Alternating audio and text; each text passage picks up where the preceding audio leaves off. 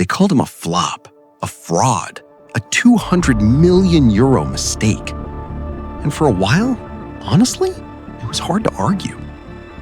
But here's the thing about Kylian Mbappé.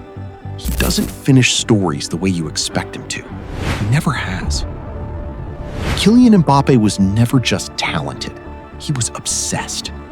Born into a sporting family, his father a football coach, his mother a former professional handball player, Mbappé grew up in Bondy, a suburb northeast of Paris. But while other kids his age had bedroom walls covered in movie posters, Kylian's were covered in one face, one player, Cristiano Ronaldo. He didn't just watch Ronaldo, he studied him, dissecting every run, every finish, every movement. He wasn't dreaming of being a footballer, he was engineering himself into one. By the time he was 11, the biggest clubs in Europe had already noticed. Real Madrid were so convinced they flew him to Spain for a private tour of their training ground. Zinedine Zidane personally came out to welcome him. Madrid had seen the future. They just couldn't sign it yet. Instead, Mbappé joined Monaco's academy at 14. 2 years later, on 2nd December 2015, he made his professional debut at just 16, becoming the club's youngest ever player, breaking Thierry Henry's long-standing record. But it was the 2016-17 season that announced him to the world. Monaco weren't supposed to challenge PSG. Nobody challenges PSG in Ligue 1. But with Bernardo Silva pulling strings, Falcao leading the line, and a teenage Mbappé playing like a man possessed, they didn't just challenge, they won the title. Then came Europe. Manchester City in the last 16, Mbappé scored in both legs as Pep Guardiola watched on, visibly shaken. Then Borussia Dortmund in the quarters, another brace. At 18 years old, he wasn't playing like a wonder kid. He was playing like the finished article. The bidding war that followed was inevitable. Every elite club in Europe wanted him. But Paris Saint-Germain simply refused to lose. A then world record fee of €180 million for a teenager, and Mbappé was in the French capital. His first season at PSG, 21 goals, 15 assists alongside Neymar and Cavani. A domestic trouble. Impressive, certainly. But his defining moment came not in Paris, but in Russia. The 2018 World Cup, round of 16, France versus Argentina. Mbappé picked up the ball deep in his own half and simply ran. Argentina had no answer. They brought him down for a penalty. France scored. Then, with the match, Argentina were finished. Then came the final, France versus Croatia. And at 19 years old, Mbappé drove a long-range effort into the net, becoming only the second teenager in history, after Pelé, to score in a World Cup final. France won 4-2. He returned to Paris as a world champion, and nothing was ever quite the same again. From that moment, PSG was his city. Season after season, the goals kept coming.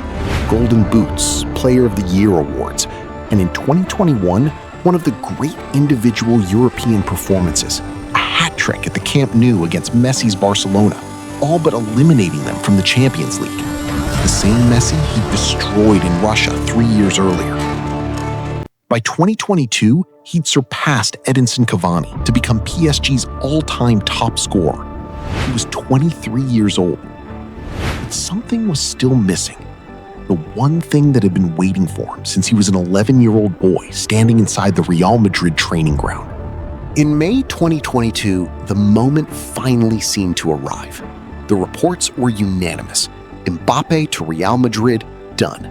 Medical scheduled, the new Galactico dressed in white. Then PSG did the unthinkable. They kept him. Not just with money, though the reported figures were staggering, somewhere in the region of €600 million over 3 years. They offered him something even more extraordinary. Power. Alleged influence over coaching decisions, transfer strategy, even managerial appointments. Mbappé wasn't just PSG's star, he was reportedly becoming its architect. Florentino Perez took the call personally. He had to stand down. For power breeds expectations, and those expectations began to fracture. A public dispute with Neymar over penalty-taking rights turned into social media warfare. Behind the scenes, Mbappé allegedly pushed for Neymar's sale, viewing him as a destabilizing presence. Sporting director Leonardo left, manager Mauricio Pochettino was dismissed. PSG had built their empire around Mbappé, and in doing so, perhaps given him too much. By June 2023, Mbappé had made his decision. He sent PSG a formal letter. He would not be extending his contract. His deal expired in 2024.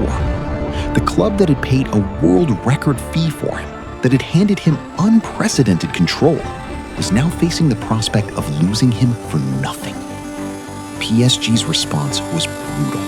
He was exiled from the first team, banned from preseason, left to train alone.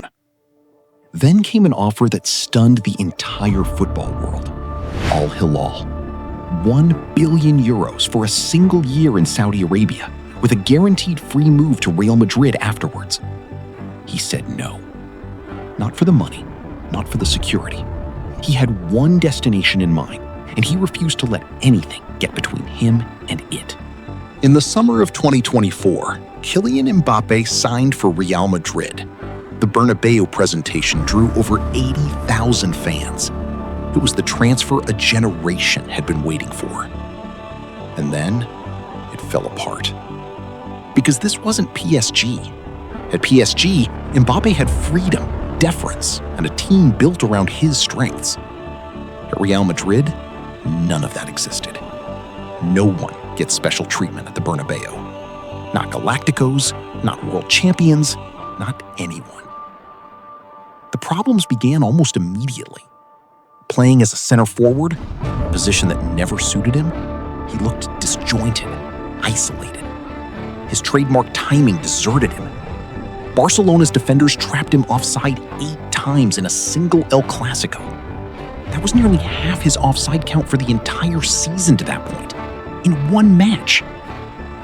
Then came the penalties. A missed spot kick against Getafe, another in the Champions League against Liverpool. The crowd murmured. The internet caught fire.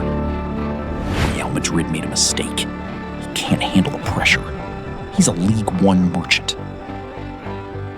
Mbappé, who had always played with a smile, stopped smiling. And as if the pressure on the pitch wasn't enough, the legal battle with PSG erupted publicly. The club accused of withholding millions in unpaid wages, bonuses, and loyalty fees.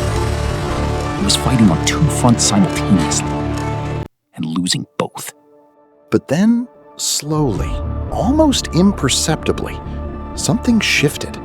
Vinicius Jr., Jude Bellingham, Mbappé. The pieces began to find each other.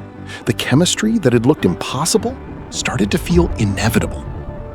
January 2025, Real Madrid versus Valladolid.